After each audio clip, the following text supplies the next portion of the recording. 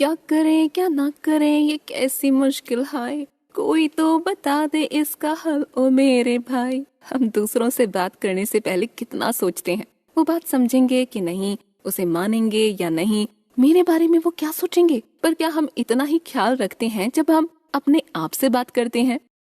हाँ, हम चर्चा करेंगे गैरी जॉन बिशप की किताब unfuck yourself, get out of your head and into your life के बारे में। ये टाइटल सुनकर आप नाराज मत होना, ये तो बस गैरी का तरीका है सबको एक झटका देने का, सबको नींद से जगाने का। ऑथर गैरी जॉन बिशप ने अब तक कुल 7 दावे किए हैं। आई एम विलिंग यानी मैं तैयार हूँ, I am here to win यानी हम जीतने के लिए बने हैं, आई गॉट दिस यानी हम संभाल लेंगे, आई एम्ब्रेस द अनसर्टेनिटी यानी हम अनिश्चितता को अपना लेते हैं, I am not my thoughts, I am what I do यानी हमारी पहचान हमारे विचारों से नहीं कर्मों से है, आई एम रिलेंटलेस यानी हम दृढ़ हैं, I expect nothing and except everything यानी हम अपनी उम्मीदों पर कंट्रोल करके सब अपना लेते हैं।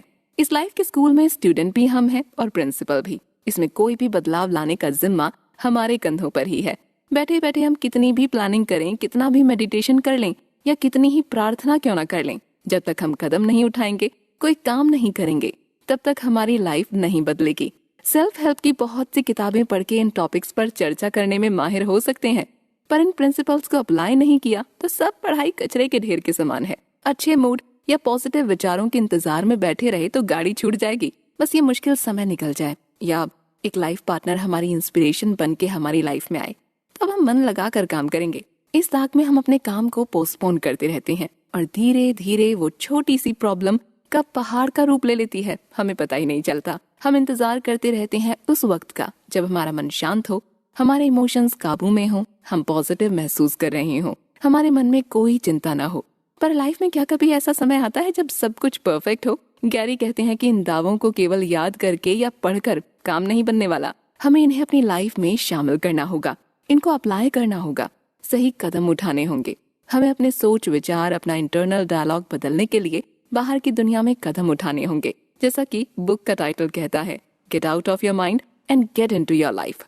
इन दावों से लाइफ आसान नहीं होगी। हो सकता है कि शुरुआत में हमें और भी मुश्किल हो, क्योंकि हम अपनी प्रॉब्लम पर पर्दा डालना बंद कर देंगे, सच्चाई को अपनाने लगेंगे, अपने सच्चे गोल को समझकर उसे पाने के लिए मेहनत करेंगे। जिंदगी की सबसे बड़ी सच्चाई ये है, दुनिया में हमारा वक्त लिमिटेड है। हम सब एक ना एक दिन इस दुनिया से चले जाएंगे। हमारे अंतिम समय में जब हम अपनी लाइफ को देखेंगे तो क्या दिखेगा कि हम जो सुधार करना चाहते थे वो हमने कभी किए ही नहीं, अपना वेट घटाने की कोशिश नहीं की, उस बेकार नौकरी में अटके रहे, बहुत सी सेल्फ हेल्प की किताबें पढ़ी पर किसी पर ठीक से काम नहीं किया। कितनी बार सोचा होगा कि हम अपनी लाइफ को बदल देंगे, मगर अगली सुबह होते ही लाइफ फिर से उसी ढर्रे पर चलने लगी। आखिरी सांस लेते समय जब आसपास रिश्तेदारों की लाइन लगी होगी तो मन में पछतावे के अलावा और कुछ नहीं होगा। पछतावा कभी इस बात का नहीं होता कि हमने ज्यादा पैसे नहीं बनाए या वो महंगी गाड़ी नहीं खरीदी या वर्ल्ड टूर पर नहीं गए। पछतावा इस बात का होता है कि हमने कोशिश ही नहीं की। जब मुश्किलों से सामना हुआ तो हमने हार मान ली, कभी जी तोड़ मेहनत नहीं की। कोशिश करने वालों की कभी हार नहीं होती और उन्हें पछतावा भी नहीं होता। हमें कभी इस बात का पछतावा नहीं होगा कि नौकरी छोड़कर हमने अपना बिजनेस शुरू करने की कोशिश की, बिना हार माने एक लाइफ पार्टनर खोजने की कोशिश की। और इस बात का पछतावा तो कभी नहीं होगा कि हमने बहुत से पैसे कमाए, और ना ही इस बात का कि हमारी बॉडी बिपाशा बसु या जॉन अब्राहम जैसी दिखी। चलिए कोशिश करें और ऐसी लाइफ बनाएं जिस पर हमें गर्व हो, हम सिर उठाकर इस धरती को अलविदा कह सकें। सक्सेसफुल लोगों में और हमें क्या फर्क है? वो हमसे ज्यादा होशियार तो नहीं, न ही हमसे ज्यादा बलशाली। उनके पास वही 24 घंटे हैं जो हमारे पास हैं। तो ऐसा क्या फर्क है हम में? फर्क ये है कि वो सही समय का इंतजार नहीं कर रहे हैं, न ही प्रेरणा या सही मुहूर्त के इंतजार में बैठे हैं। वो हर पल तैयार हैं। वो खुद को ये नहीं कहते कि उनसे नहीं हो पाएगा, वो कहते हैं हम कोशिश करेंगे। हमारी फीलिंग्स, हमारे सोच विचार, इनका असल में कोई एग्जिस्टेंस नहीं है। ये केवल वो बहाने हैं जो हम अपने आप को सुनाते हैं ताकि हम लाइफ में रिस्क न लें। पर जब तक लाइफ है तब तक रिस्क तो रहेगा ही। अधिकतर हम अपनी लाइफ में हो रही हर बुरी, दुखदाई, गलत घटना के दोष अपने पास्ट पर डालते हैं। ये आसान तरीका है हमारी जिम्मेदारियों से भागने का। मेरे माता पिता ने मेरी अच्छी तरह से परवरिश नहीं की, इसलिए मेरी हेल्थ खराब रहती है। मेरी माँ बाप ने मुझे अपना प्यार नहीं दिया, इसलिए आज मुश्किलों का सामना करने में दिक्कत होती है। मुझे अच्छे स्कूल में दाखिला नहीं मिला, इसलिए मैं उतनी होशियार नहीं हूँ। मेरे परिवार की आमदनी कम थी, इसलिए मैं मध्यम वर्ग के ऊपर नहीं जाऊंगा। अपने पास्ट पर दुख व्यक्त करना अब बंद करें। चाहे कल हमारा ना रहा हो, मगर आज तो हमारा है। पास्ट को पीछे छोड़कर आज कुछ बड़ा बनाते हैं, कुछ ऐसा जो शायद कभी इमेजिन भी ना किया हो। अपनी साधारण सी मेंटालिटी को पीछे छोड़कर एक असाधारण फ्यूचर का सपना देखें। एक ऐसा सुहावना चित्र बनाएं कि उसे देखकर मन को संतुष्टि मिल जाए, आत्मा को प्रेरणा मिले उस चित्र को हकीकत बनाने का। ऐसा करने पे हमारा फोकस कभी नहीं डगमगाएगा। जब सामने चमकता हुआ फ्यूचर दिखेगा, तब पास्ट के बारे में सोचने का मन भी नहीं करेगा। पर ये पहचानना बहुत जरूरी है कि हम आज जो भी हैं वो हमारे अति की वजह से हैं। हम आज जिस भी मुकाम पर खड़े हैं उसका श्रेय हमारे पास्ट में घटी घटनाओं को जाता है। चाहे कल जो भी हुआ हो, हमें आज इतनी काबिलियत तो जरूर है कि हम अपनी लाइफ को संवार लें।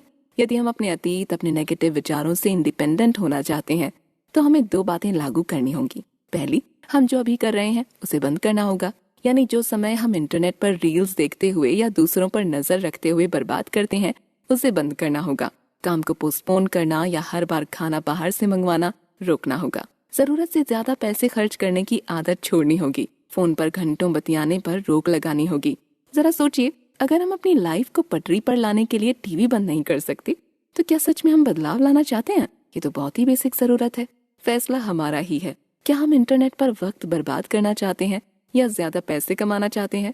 रोज बाहर का खाना खाकर शर्म आती है तो हम अब भी ऐसा क्यों कर रहे हैं? अगर अपनी फीलिंग्स को खुली छूट दे दी तो फिर वही हाल होगा कि अपनी अंतिम सांसों में पछतावे के आंसू रो रहे होंगे। हमें बिल्कुल फीलिंग्स को मारने की जरूरत नहीं है, मगर अपने आप से ईमानदार होना जरूरी है। जब भी कुछ ऐसा कोई काम करें जो हमारी प्रोग्रेस और सक्सेस में रुकावट बन रहा हो तो अपने आप को ईमानदारी से सचेत कर लें और सोचें, मुझे लाइफ से क्या चाहिए।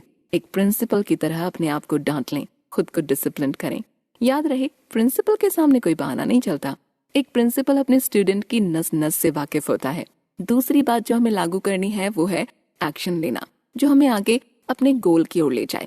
अपनी बुरी आदतों पर रोक लगाना काफी नहीं है, हमें सकारात्मक कदम भी उठाने होंगे। आगे क्या करना है इस पर गंभीर ढंग से विचार करना होगा। किसी काम को कल पर ना छोड़ें, मुश्किल काम को पहले करें। समय समय पर अपनी प्रोग्रेस रिपोर्ट लेते रहें। हम ये काम करेंगे ऐसी डिक्लेरेशन करके अपनी बात से पीछे न हटें।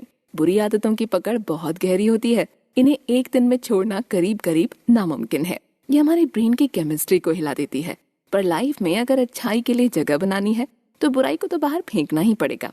एक एक करके अपनी बुरी आदतों पर वश करना होगा। हो सकता है इसमें हमें वक्त लगे और सक्सेस न मिलने पर निराशा भी हो, पर ये सोचिए कि बुरी आदतों में हमने अपना कितना वक्त बर्बाद किया है। इससे तो बेहतर यही है कि अभी थोड़ा और समय लगाकर इन आदतों से पीछा छुड़ा लिया जाए। ये लड़ाई लंबी है दोस्तों, ये केवल एक पल की बात नहीं, ये हर पल, हर दिन, हर हफ्ते, हर महीने, हर साल की बात है। हमें हमेशा अलर्ट रहना है। हमारे मन में उमड़ती हुई चिंता, संदेह, डर, बहाने, इन सब के लिए अलर्ट रहना है। उन्हें खुद पर हावी नहीं होने देना है। हमें अपनी सिचुएशन से हार मानकर उनसे समझौता नहीं करना है। हमें मुश्किल फैसले लेने का साहस और उन फैसलों पर चलने की दृढ़ता का भाव जीवित रखना होगा। आगे बस अपनी लाइफ पर हक जमाना है और सक्सेस पर धावा बोलना है। अब आज्ञा दीजिए अपनी दोस्त आरजे अनुराधा को। जल्द ही मुलाकात होगी एक नई पेशकश के साथ।